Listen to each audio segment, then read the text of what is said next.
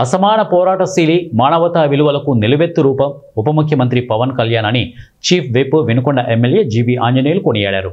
రాజకీయాలు, సేవా కార్యక్రమాలతో అనుక్షణం ప్రజల కోసమే ఆలోచించే మంచి మనసున్న ఆయనకు భగవంతుడు ఆయురారోగ్యాలు, మరిన్ని శక్తి సామర్థ్యాలు ఇవ్వాలని కోరారు. కార్యక్రమంలో పాల్గొన్నటువంటి నాగసేన రాయల్ గారు, జీడీసీసీ బ్యాంక్ చైర్మన్ మక్కన గారికి, జన సైనికులకు, ఎన్డీఏ నాయకులకు, అందరికీ వచ్చినటువంటి పాత్రికేయ మిత్రులకు హృదయపూర్వక నమస్కారం. పవన్ కళ్యాణ్ గారు, మన ఉప ముఖ్యమంత్రి పవన్ కళ్యాణ్ గారి పుట్టినరోజు శుభాకాంక్ష. ఒక గొప్ప ఆశయాలకి, మంచి ఆశయాలకి దేవుడు ఎప్పుడు తోడుంటాడు. ఈ రాష్ట్రం బాగుండాలని, ఈ రాష్ట్రం అభివృద్ధిలో ముందుకెళ్లాలని ఆనాడు వైఎస్ఆర్ పార్టీ దుర్మార్గ పాలనకి ఎదురుండి పోరాడి, దోపిడీ వాళ్ళ చేతిలో ఉంటే రాష్ట్రం నాశనం అయిపోతుంది, రాష్ట్ర ప్రజలు అన్యాయం అయిపోతారు అని దోపిడీ పాలన మీద, అరాచక పాలన మీద, దౌర్జన్య పాలన మీద పోరాటం చేసినటువంటి ఉప ముఖ్యమంత్రి పవన్ కళ్యాణ్ గారికి హృదయపూర్వక అభినందనలు. గొప్ప మానవత్వం ఉన్నటువంటి వ్యక్తి పవన్ కళ్యాణ్ గారు. తలసేమియా వ్యాధికి నారా భువనేశ్వరి గారు ఒక కార్యక్రమాన్ని తలపెడితే 50 లక్షల డొనేషన్ ఇచ్చి వారి మానవత్వాన్ని చాటుకున్నారు. ఇట్లా ఎన్నో కార్యక్రమాలు చేశారు పేదల కోసం వారు. అలాగే వారు ఎన్డీఏ